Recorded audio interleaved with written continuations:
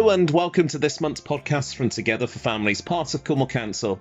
Thanks to everyone that's hit that subscribe button so far, and if you haven't done so yet, if you want the latest news and family tips delivered straight to your inbox, then please hit that subscribe button now. So, in this episode, we're going to talk about nursery funding and the Family Information Service with Gabby. We're also going to talk about Tantrums with Caroline, but first, we're going to talk about autism and siblings.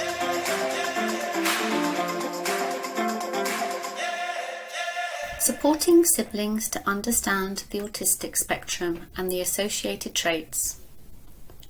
Hello, my name is Nikki and I'm a parenting worker in Cornwall. This podcast is about how to support siblings who have a brother or sister with autistic spectrum traits. Did you know? When a child is diagnosed with autism, all members of the family can be affected in different ways. To have a brother or sister diagnosed with autism can cause anxiety and stress, but it can have a positive effect on family relationships.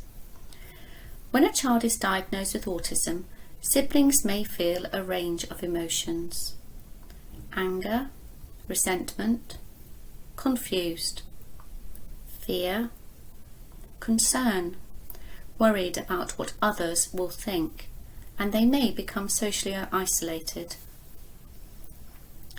They may also be the target of aggressive behaviour from their sibling. They may feel jealousy if their brother or sister demands or needs more attention from their parents. All of these emotions are natural. So what can we do to help other children in the family work through these emotions and build a positive family relationship? Acknowledge your child's emotions. I can see you're getting angry. I can see you are feeling frustrated with your brother. Communication is key. Explain why a brother or sister may act in a certain way, using simple and specific language that they will understand. Be honest in an age-appropriate way about the challenges their siblings may be experiencing. Encourage communication about their feelings. You could make a worry pot where your child can post their worries. Older siblings may like to keep a diary or write things down if they feel too embarrassed to speak to you. Help your child to understand behaviours. Be detectives and investigate what their brothers or sisters like or dislike. Encourage siblings to understand that everyone is different. You could create a chart with all family members involved and add likes and dislikes for food, clothes, hobbies, smells, colours, etc. This is sometimes called a This Is Me resource. It helps you to understand what may cause distress or what may be a calming effect. It is important to share this information with all members of the family. A useful resource is called Talking Mats. More information about this strategy can be found at talkingmats.com. Siblings may notice some similarities, but also see the differences and begin to recognise and understand the reasons behind certain behaviours. By siblings understanding possible triggers to behaviour may help them to support their brother or sister to avoid certain situations or sensory overload. Support your children to know what calms their brother or sister. This may be a favourite toy, a blanket, or moving away and giving space.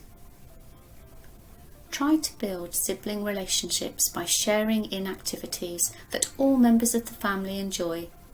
This could be going swimming or jumping on the trampoline. Provide special one-to-one time with all children in the family for at least 10 minutes a day. This will encourage them to communicate their feelings, raise their self-esteem, and know that they are valued and loved. Try to provide opportunities when siblings can socialise with their peers. Encourage them to join a group like Scouts or Brownies to prevent them from becoming socially isolated. Top tips. Explain behaviours. Communicate regularly about worries. Provide special one-to-one time to build relationships. Celebrate family differences and similarities. Teach calming strategies for all of the family to adopt. Having a child with an additional need can be challenging and affect all members of the family. Encourage honesty and openness to work together. Provide opportunities to celebrate achievements of all siblings, however little. Learn about the autistic spectrum together by watching videos or reading age-appropriate books. The National Autistic Society website has some useful information and links. Knowledge may help with understanding, relieve anxiety and enable you to make plans. Find out about support groups for families and siblings where you can share ideas and learn from each other. Thanks to Nikki there talking about autism and how it can impact on brothers and sisters. If you want more information or support in this, then you can go to supportingcornwall.org.uk. We at the Family Information Service provide telephone and online support aimed to help improve communication with families, providers and professionals. We are a multi-use platform that hosts information regarding the local offer, children, carers, young people and adults. Our website and support service are for residents of Cornwall requiring care and support. You'll be able to find services to meet a wide range of needs. From our website, you're able to tailor, save, shortlist and share information that is relevant to you. Our service is the official source for details about Ofsted registered childcare providers and local offer, which includes information and advice on support available for children and young people with special educational needs and disabilities. The Wellbeing and Autism Wheel can also be found on our website. This wheel acts as a self-service tool which is designed to assist in finding helpful services and resources for a child who may be on the autistic spectrum or have a similar condition. This wheel has been created in partnership with the NHS, Autistic Spectrum Disorder Assessment Team, speech and language therapists and occupational therapists. It's been developed as a new focused point of information, advice and guidance for professionals, parents, carers, children and young people, and was created in response received as feedback to Cornwall's autism strategy. How can it be used? You'll be able to create an individual plan based upon your child's needs.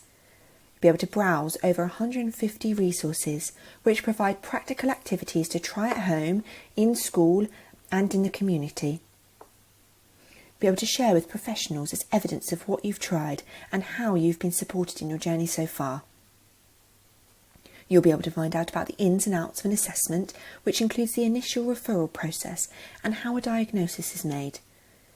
Also, you'll be able to find the support available, both with and without a diagnosis, the services that can support your child, or find out what's available to support parents and carers. This self-serve tool is regularly reviewed by professionals so that only the most up-to-date resources are available to you. Childcare funding is also available and supported by our team. Like many 2-year-olds, your child may be eligible for up to 15 hours free childcare a week during term time. If you're not claiming your free childcare, you should be. To see if you're eligible, you can apply online and it is easy to do. Your child could be benefiting from free childcare. Find out today by going to our website and searching for 2-year-old funding. If you are trying to juggle work and bring up a 3 or 4-year-old, you could be claiming their free early education and childcare. 15 hours a week are available to every 3 and 4-year-old, but you could top this up to 30 hours if both you and your partner work over 16 hours a week. So whilst your child's meeting new friends and learning new things, you can keep working. To visit our website, call or email our team to discuss your child's free 30 hours. Our team are also available to provide information and advice on primary school choices and secondary school choices. To name a few, other areas we offer advice on include family and parenting programmes, health and wellbeing, money matters, leisure activities near you, staying safe and information on work, education and volunteering opportunities. As well as our wonderful website, our team are able to provide both telephone and email advice and support from Monday to Friday, 9 a.m. to 5 p.m. You can free phone on 0800 587 8191 or email the Family Information Service at fis@cornwall.gov.uk. That's FIS@cornwall.gov.uk. Alternatively, please feel free to visit our website at supportingcornwall.org.uk. If you require further support accessing the website, please feel free to contact the team and we will be able to talk you through. Thank you. Thanks very much to Gabby there, talking about the Family Information Service. It's packed full of information when it comes to everything to do with early years childcare, support, information, special educational needs. It's all available at supportingcornwall.org.uk. Now, we've all been in those situations where a small person has had a tantrum. But how best do you deal with it? Here's Caroline to tell us more.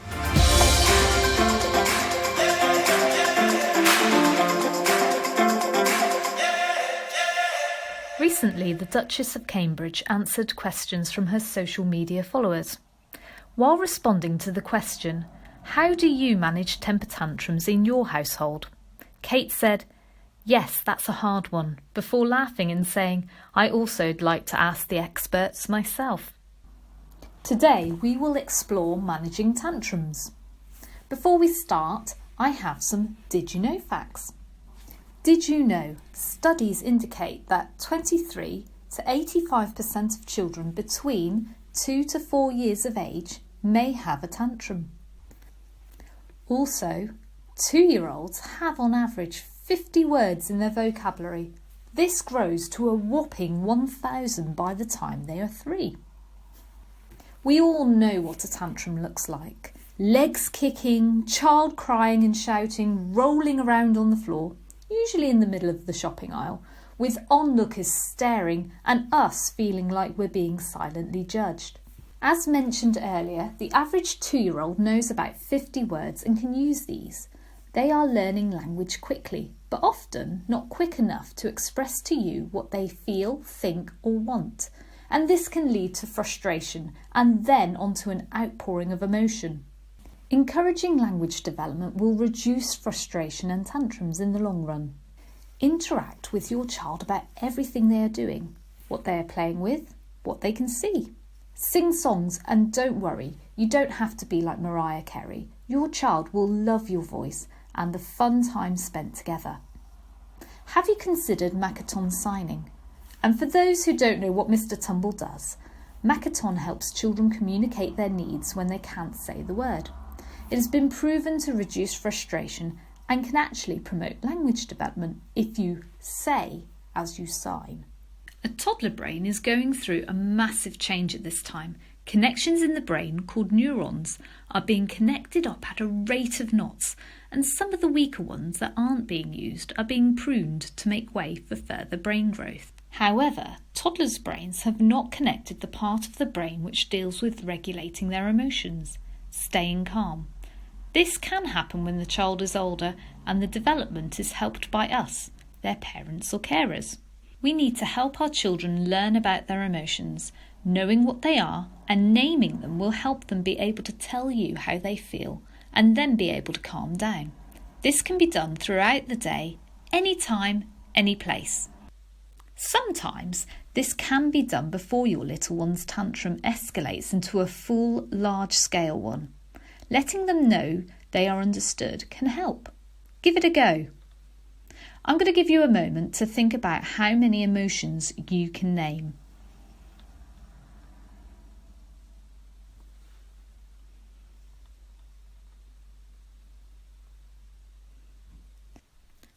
So, how many did you manage? Don't worry if you couldn't name many. I didn't give you very long, and sometimes it's a difficult thing to do.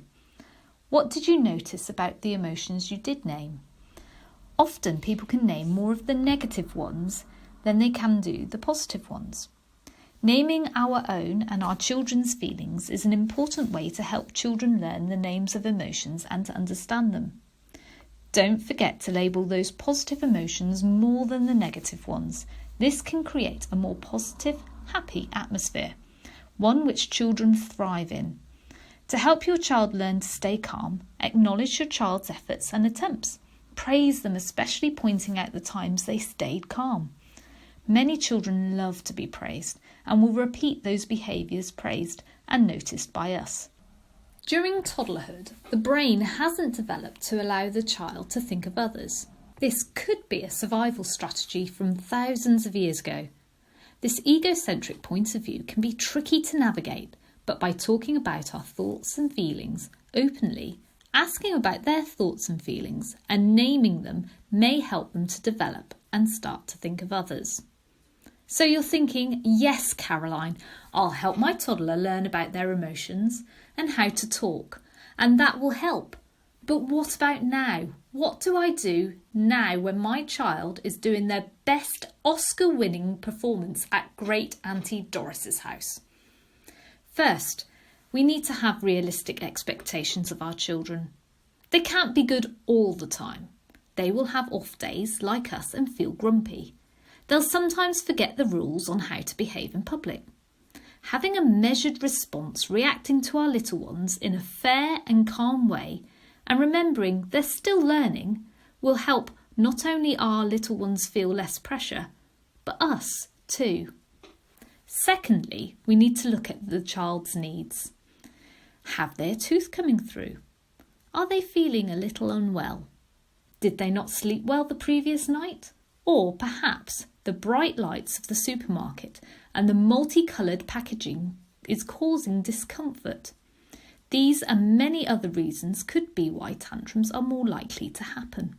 This may not stop tantrums, but understanding them may help us to have more patience and positive strategies when dealing with them. If we can help identify these needs a little earlier, it might help us stop, think and reconsider any activities we may take our toddler to. Rather than visiting a busy group when your child is tired, perhaps pop to a friend's house or have a short play date instead. Another 3 useful tips are found in the Parenting Toolbox, and if you haven't listened to episode 2 in this series, please do so, as it's a great resource to support with tantrums and other behaviours we want to see less of, or that parents and young people find challenging, and we'll talk about the 3 tools: avoid, planned ignore, and distract in more detail. As touched on slightly earlier, changing our plans is a great strategy or tool to use. Avoiding a potential trigger for a tantrum can be a useful strategy. It can't be used all the time. For example, if you need to visit the doctors and you have no one to care for little one, this cannot be avoided. But if there is, perhaps consider it. Does the word no cause your child to react in a negative way? Be creative with your wording rather than no. Think of other phrases like, when you have eaten your tea, then you can have a chocolate biscuit. Again, you are avoiding the trigger for a tantrum, and this can be a useful strategy. Many children love attention. They can't get enough of it. When having a tantrum, especially in public, children get lots of attention and sometimes comments from strangers and or parent carers. We are desperate for the embarrassing situation to stop. It can be easy to talk to and plead with your child to stop, to try and reward them with treats. If this is done often enough, children will learn to get the attention they crave, but in a negative way. This is where planned ignore comes in handy. And to recap from episode 2, this is planning to ignore the unwanted behaviour, not the child, and only if they're not in danger of hurting themselves, others, or damaging property. In public, this can be a tricky thing to do, but persist. Look away, but be close enough in case you have to step in. Remain calm and try not to show emotion. Let them know that you are there when they have calmed down. When they are calm, try not to mention the tantrum, as this might reignite it again. Rather, concentrate on reconnecting with your child. Give them a hug if they like hugs. Give them attention for a positive behaviour and distract them with a different activity to help them learn to move past an upset. Making a toddler apologise for expressing their feelings is not always helpful, as toddlers can lack the ability to see the situation from someone else's point of view. Becoming upset with them and demanding an apology may start a whole new tantrum rather than getting the desired sorry. Maybe it may be useful, when they are calm, to talk about what happened and their feelings. Let them know you understand them, and as mentioned earlier, label their emotions. Lastly, we're going to look at distract, a handy tool that can be used last minute. It could be as simple as saying, "Look at that," at some random object, making it sound amazing. It could be being prepared with a toy in your bag, ready to whip out if you can see a potential for a tantrum occurring. Takeaway gems for today. By helping our children learn about their emotions and to talk can help reduce tantrums. Avoid, planned ignore and distract can be useful strategies to support and reduce tantrums. Giving our children attention for positive things can lead to more wanted behaviours. And finally, if you'd like more information about child development, the Early Help team run a number of free parenting sessions and anyone can come along to learn more. For more information, please see the Family Information Service website www.supportincornwall.org.uk. Thanks very much to Caroline there. Don't forget, if you've been affected by anything we've been talking about this week on our Together for Families podcast, all you need to do is go to supportincornwall.org.uk and have a search on there where you'll find more information and support, or you can get in touch with your local family hub. You can find all of those details on the Family Information Service. Thanks very much for listening. Don't forget to hit that subscribe button and we'll be back again soon. Take care.